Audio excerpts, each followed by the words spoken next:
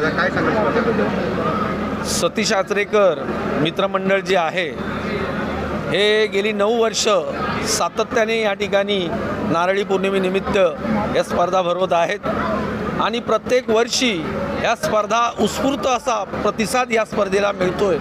कुठल्याही राजकीय पक्षापेक्षा सतीश आचरेकर यांचं जे उल्लेखनीय कार्य आहे ते या ठिकाणी आपल्याला प्रामुख्याने प्रकर्षाने इथे जाणवतं। मोठ्या संख्येने उपस्थित असलेलं त्याचप्रमाणे प्रत्येक वर्षी हे जे एकंदरीत आपल्याला माहिती आहे रकमेमध्ये वाढ होते बक्षिसामध्ये।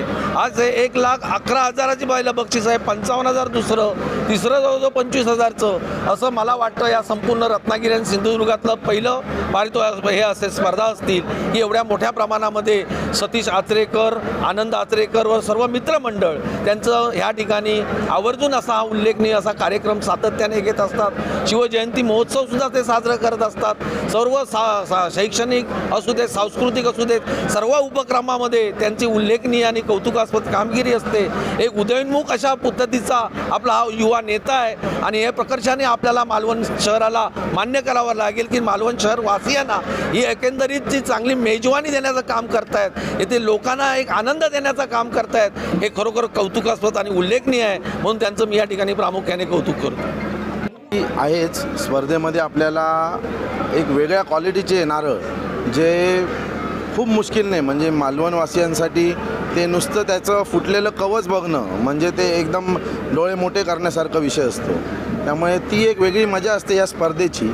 पण नारळ पौर्णिमा, नारळ लढवणे हे आमच्या पूर्वजांपासनाचं एक सांस्कृतिक या मालवण जेटीवरचं नारळ पौर्णिमेच्या निमित्ताने सगळे मित्र एकत्र येऊन लढवण्याचं मोठ्या प्रमाणात पहिल्यापासनं काम चालू आहे। आता आम्ही मोठे झालो, आता स्पर्धा घेतो, स्पर्धा भरवतो।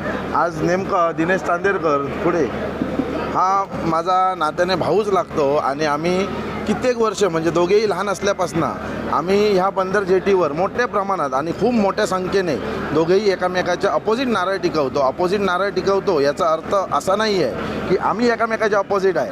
हे खेळापुरती आणि खेळाची मजा हे एकामेकाच्या अपोजिटच असते। खेळ झाल्यानंतर आमचं सगळ्यांचे संबंध आहेत तसे असतात, या स्पर्धेचे असो की बाहेरचे असो।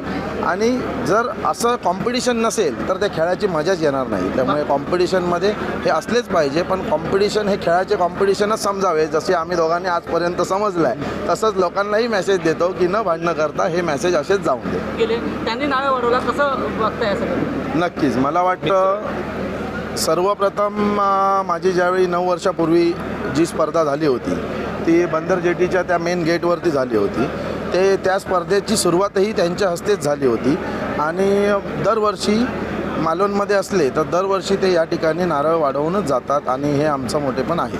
ही कल्पना कशी सुचली तुम्हाला एवढी मोठी स्पर्धा घ्यायला? नाही, स्पर्धा हे कसं आहे माहिती आहे, स्पर्धा हे अलिबाग, वसई, पालघर या ठिकाणी आता आसिफबाई खूप मोठे म्हणजे जुने खेळाडू आहेत। म्हणजे आम्ही आता लहान आहे, ते खूप वयाने आहेत, जरी केस काळे दिसले तरी ते आता वयाने आहेत। आणि हे म्हणजे तिकडे बाहेर ते स्पर्धा हे व्हायचे, फक्त बक्षिसं लहान असायची। मग त्यामुळे स्पर्धेला एक खोलीमध्ये किंवा एक असं ग्राउंडमध्ये त्याला तेवढं स्कोप नाही येत होता।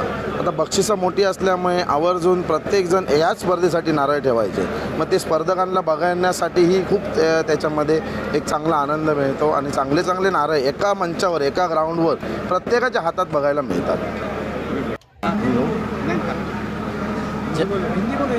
मैं यहाँ पर सतीश भाई के बुलाने से हमेशा आता हूँ। काफ़ी लंबे से हम लोगों को आना पड़ता है मालवण के लिए, और मालवण का ये देखने के लिए इस साल तो मेरी फैमिली के साथ आया हूँ। और ये मेरा लड़का है, ये फिल्म में भी आया है अभी, इसका नाम अजान है।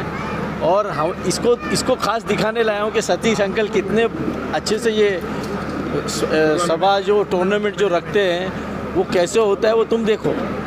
तो ये यहाँ का जो माहौल देख के जो खेलने का अलग मज़ा है वो और किधर नहीं है। और ये यहाँ पर जो कर सकते हैं वो सतीश आचरेकर ही कर सकता है। बाकी तो मुझे नहीं लगता कि यहाँ पर इससे बड़ा टूर्नामेंट कोई हुआ है। एक पहले भी हुआ है, बाबा भाई ने भी किए हैं, बाबा परब उन्होंने किया है 1 लाख रुपए का।